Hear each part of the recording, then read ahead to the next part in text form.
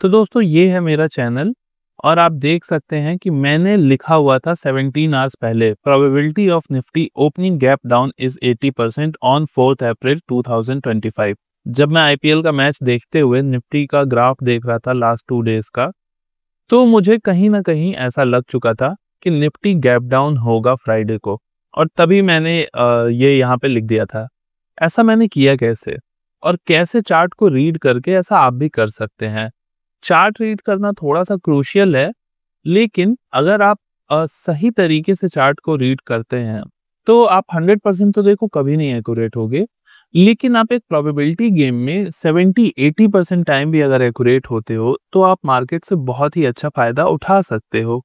और चाहे वो आप स्विंग ट्रेडिंग करते हो या कोई इन्वेस्टमेंट का प्लान कर रहे हो या फिर नॉर्मल ट्रेडिंग कर रहे हो, उन सब में आपको ये एनालिसिस बहुत काम में आती है। तो आइए चार्ट पे चलते हैं।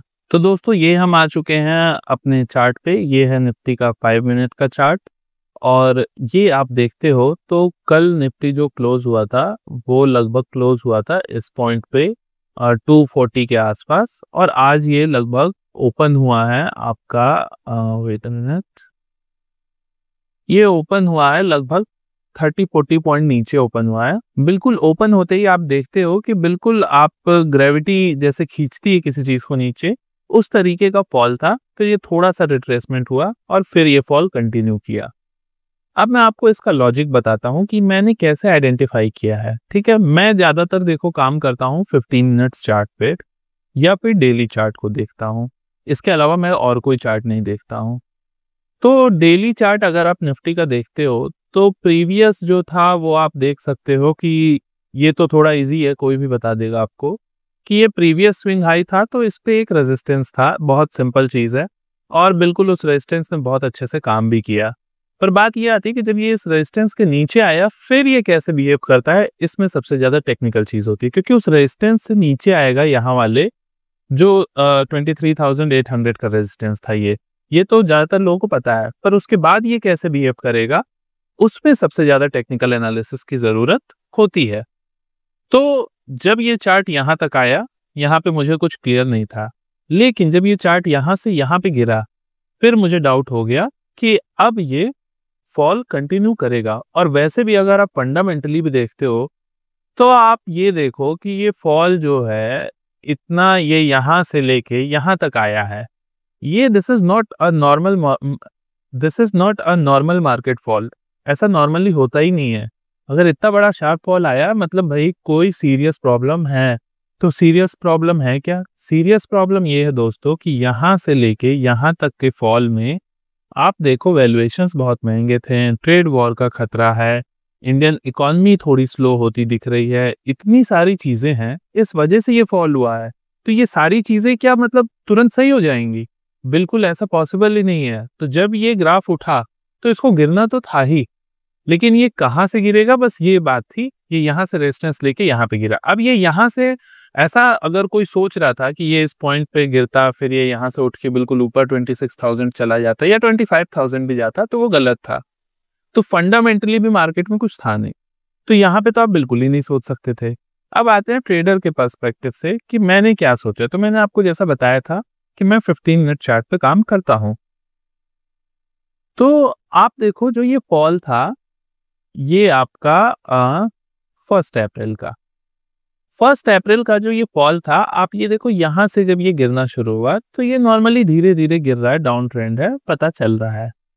पर जब ये कैंडल बनी ये वाली, ठीक, इस कैंडल ने ही मुझे वेरीफाई किया कि अब मार्केट आगे और गिरेगा। क्योंकि अगर आप इस कैंडल की बॉडी देखते हो पूरी ऊपर से नीचे तक लगभग 480 से लेके 300, 15 मिनट्स में 180 पॉइंट डाउन हो जाना, आप समझ रहे हो कितनी बड़ी चीज है। मार्केट पूरे दिन भर में कभी कभी ऐसा होता है कि 100 पॉइंट नहीं हिल पाता है, 150 पॉइंट नहीं हिल पाता है।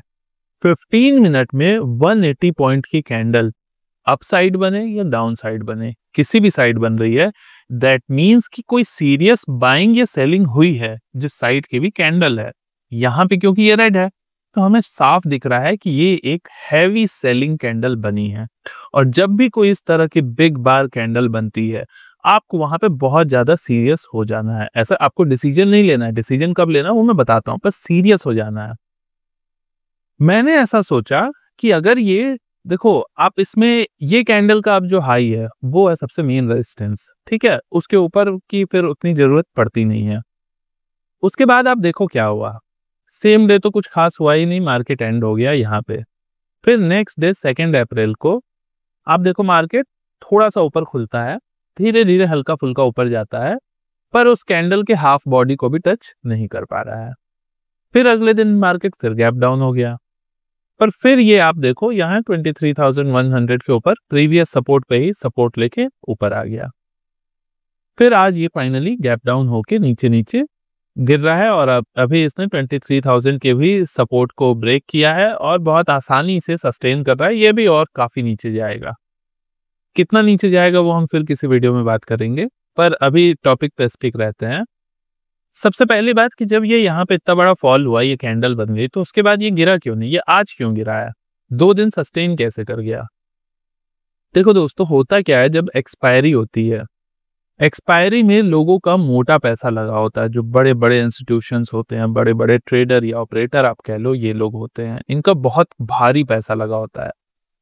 अगर ये 23,000 के नीचे चला जाता एक्सपायरी के दिन या उससे पहले, तो बहुत बड़े बड़े लोगों का बहुत बड़ा नुकसान हो जाता, क्योंकि 23,000 लेवल पे बहुत सारे ऐसे लोग रहे होंगे जिन्होंने पुट सेल किया होगा, यानी कि अगर 23,000 से मार्केट नीचे जाता तो उनको बहुत बड़ा लॉस हो जाता।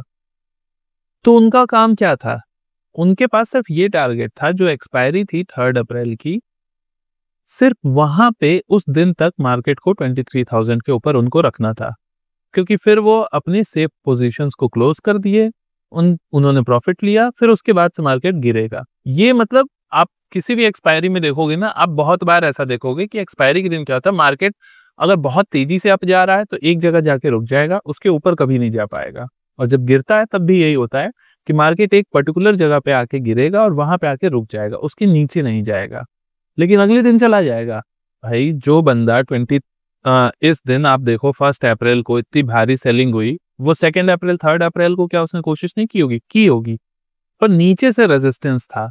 पर रेजिस्टेंस ऐसा नहीं कि मार्केट को रोकने का था, रेजिस्टेंस था जो मेन ऑपरेटर थे उनको अपना पैसा बचाने का। उन्होंने अपना पैसा सिर्फ और सिर्फ थर्सडे तक बचा के रखना था, थर्सडे तक मार्केट को यहाँ पे रोकना था। उन्होंने रोका, अपने पोजीशंस को क्लोज किया जो वीकली एक्सपायरी की थी, उसके बाद उन्होंने छोड़ दिया, और देखो आप मार्केट का क्या हाल हुआ, नीचे आ गया, और अब ये नीचे जाएगा, काफी नीचे जाएगा। मैं तो कह रहा हूँ ये हो सकता है नया बॉटम बना ले, या अपने प्रीवियस बॉटम को भी टच करने जा सकता है, टेस्ट करने। तो आपको ये ध्यान 2-3 चीजें ध्यान देनी है। पहला ये कि बिग बार कैंडल किस डायरेक्शन की है, जिस डायरेक्शन में है आप मान लो ट्रेंड अब उस डायरेक्शन में कंटिन्यू होने वाला है, पर शुरुआत होने के पहले आप कैसे डिसीजन लो। अगर एक्सपायरी पास में है तो एक्सपायरी में देखो बिहेवियर कैसा है। जैसा कि इस केस में एक्सपायरी में आपने देखा जो सेलर्स थे उन्होंने नीचे ले जाने की कोशिश की, पर पूरा डे एंड हो गया, बायर्स ऊपर नहीं ले जा पाए, सेलर्स नीचे नहीं ले जा पाए। लेकिन इंटेंशन अगर आप देखो तो बिल्कुल शुरुआत डाउन ट्रेंड की, यहाँ पे भी डाउन किया और बायर भी ऊपर नहीं ले जा पाए, तो बहुत हैवी प्रोबेबिलिटी होती है कि अगले दिन मार्केट गैप डाउन हो जाएगा। इन केस जैसे इस केस में गैप डाउन तो बहुत छोटा सा था, पर ओवरऑल फॉल बहुत ज्यादा हुआ। बहुत बार ऐसा भी होता है कि गैप डाउन ही आपको 100, 150 या 200 पॉइंट तक का भी देखने को मिल सकता है। ये दोनों डायरेक्शन में काम करता है, अपसाइड डाउन साइड दोनों। तो इस तरीके से अगर आप चार्ट को अच्छे से एनालिसिस करते हो तो आपको ऐसा नहीं है, आप 70-80% एक्यूरेसी के साथ चार्ट को रीड कर सकते हो। अब फिलहाल अभी इनका रीसेंट जो रेजिस्टेंस होगा वो ये होगा यहाँ पे, और ये भी एक ऐसा पॉइंट बन रहा है जिसपे देखा जाए तो ये गोल्डन क्रॉस ओवर कहते हैं इसको, जिसमें ये जो व्हाइट लाइन है ये 20 डे में है और ये जो ऑरेंज लाइन है ये 50 डे में है।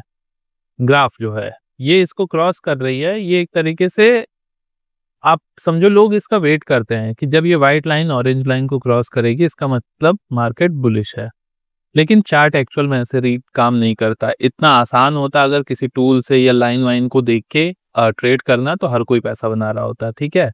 ये देखो ये यहाँ पे इसको क्रॉस कर चुका है, लेकिन एक्चुअल में क्या हो रहा है, मार्केट गिर रहा है। अब कोई बंदा यहाँ पे देख के अगर या कोई रोबोटिक्स की तरह या एआई से अगर कर रहा है इन्वेस्टमेंट, तो वो तो यहाँ पे बाय पोजीशन बनाएगा, जबकि एक्चुअल में मार्केट फॉल हो रहा है। तो आप अगर इसको समझना चाहते हो, इस तरह के जो टेक्निकल टर्म्स हैं स्टॉक मार्केट के वो समझना चाहते हो, फाइनेंस की दुनिया में नए हो, ये सारी चीज़ों को समझना चाहते हो, तो मैं ये कहूँगा आप मेरे चैनल को सब्सक्राइब ज़रूर करो। आपको यहाँ पे बिल्कुल ऑथेंटिक चीज़ें मिलेंगी देखने को, जिससे कि आप कुछ सीख पाओगे और उससे उस नॉलेज को इम्प्लीमेंट करके आप अपना फ़ायदा कर पाओगे। मैं आपसे मिलता हूँ किसी अगले वीडियो में। आप चैनल पे सब्सक्राइब ज़रूर करना और वीडियो की ज़रूरत हो किसी को तो उसे शेयर भी करना। नमस्कार।